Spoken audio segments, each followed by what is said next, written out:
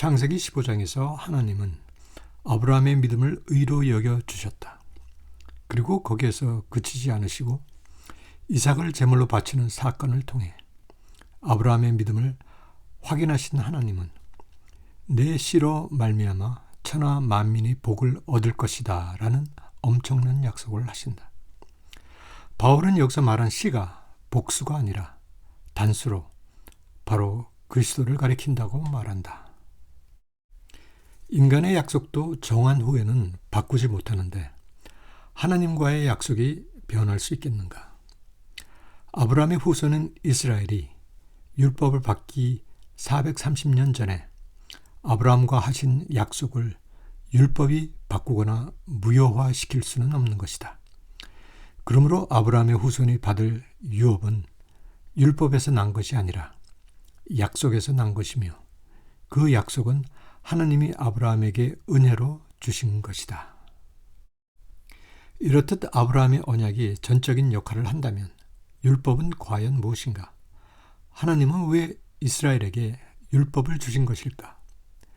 이와 관련 바울은 약속하신 자손인 그리스도가 오시기 전까지 이스라엘의 범죄 때문에 율법은 필요하다고 말한다. 그리스도가 오시기 전까지 이스라엘이 범죄를 저지를 경우 그것을 사해 줄 수 있는 장치가 필요했던 것이다. 그 장치가 바로 율법이며 그것을 통해 그들은 하나님과의 관계 안에 머물 수 있었다. 하나님의 뜻은 아담의 불순종으로 인해 단절된 하나님과의 관계를 회복하는 것이었다. 그래서 하나님은 자신이 택하신 백성 안에 들어오시기를 원하셨고 이를 위해 먼저 모세에게 율법을 주시고 성막을 세우게 하셨다. 그리고 하나님은 성막의 지성소 안에 있는 언약궤 위로 내려오셨다. 성막에 계신 하나님께 가까이 가기 위해 그들은 먼저 자신들의 죄를 없애야 했다. 이를 위해 그들은 성막에서 속죄 제사를 드렸고 율법이 정한 여러 가지 정결 의식들을 행함으로 이 땅에서 하나님과 함께 할 수 있었다. 그러나 이런 방법은 영구적이지 않았다. 속죄 제사는 죄를 지을 때마다 드려야 했고 백성의 죄를 모두 사해주는 대속죄일 제사는 유효 기간이 1년이었다. 바울은 또 율법의 불완전함을 다른 시각으로도 설명한다. 율법은 중보자의 손을 빌어 주어졌기 때문에 불완전하다는 것이다. 중보자는 한편만을 위한 것이 아니기에 율법에는 중보자의 생각도 반영되어 있어 아브라함의 언약과 비교하면 불완전한 것이 된다. 그래서 그 불완전한 율법을 완전케 하기 위해 예수님이 오신 것이다. 그러나 아브라함 언약에는 오직 하나님 한 분만 참여하셨다. 창세기 15장에 나오는 하나님과 아브라함이 맺는 언약의 장면은 우리에게 많은 은혜를 던져준다. 아브라함이 자신의 후손이 거주할 땅을 위해 하나님과 언약을 맺고자 했을 때 그는 동물을 잡아 그것을 반으로 쪼개 놓았다. 이는 고대 세계에서 두 나라의 왕이 조약을 맺을 때 쓰는 의식이었다. 이는 조약을 맺는 왕들이 반으로 쪼개진 동물 사이에 피에 젖은 길을 걸어가므로 계약을 꼭 지키겠다고 맹세하는 것이었다.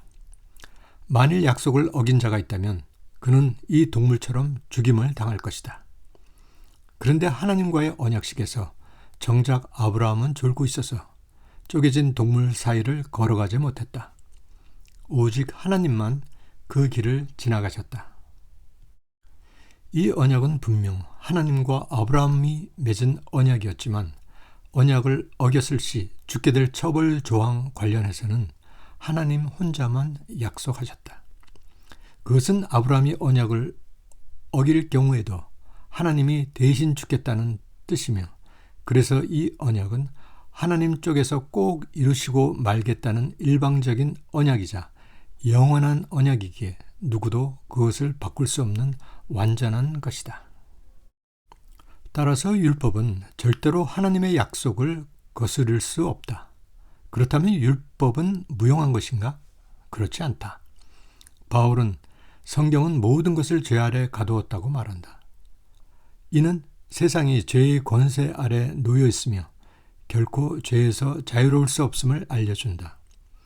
그러므로 믿음의 때가 오기 전까지, 즉 그리스도가 이르기 전까지는 율법은 하나님과의 관계를 유지할 수 있는 유용한 도구인 것이다. 이제 이스라엘은 믿음, 즉 그리스도를 기다리게 되었다. 그런 면에서 율법은 그들을 그리스도에게로 인도하는 몽학선생 같다고 바울은 말한다. 몽학선생이란 누구인가? 아이가 장성할 때까지 돌보아주는 사람이다. 아이가 어렸을 때 몽학선생이 없으면 위험에 처해 죽을 수도 있지만 몽학선생의 돌봄으로 아이는 올바르게 성장할 수 있는 것이다. 율법은 그리스도가 오시기 전까지 이 몽학선생과 같은 역할을 해왔으며 믿음으로 의롭다함을 얻도록 인도해주는 역할까지 한다. 이로 볼 때 바울은 율법의 무용론을 주장하는 것이 아니라 오히려 율법은 그리스도가 오시기 전까지 어린 이스라엘이 죄에 빠졌을 때 그 죄를 해결하기 위해서는 절대적으로 필요한 도구인 것이다. 그런데 그리스도가 오셔서 십자가에 달리심으로 죄의 문제와 저주의 문제가 해결되었다. 이스라엘은 더 이상 율법의 저주에 매여 있지 않아도 되었고 또한 더 이상 몽학 선생 아래 있을 필요가 없게 되었다. 그러므로 할례를 해서 다시 율법의 저주 안에 들어가려 하는 갈라디아 교인들이 바울에게는 너무 답답하기 그지없는 것이다. 이제 우리 모두는 믿음으로 그리스도 예수 안에서 하나님의 아들이 되었다.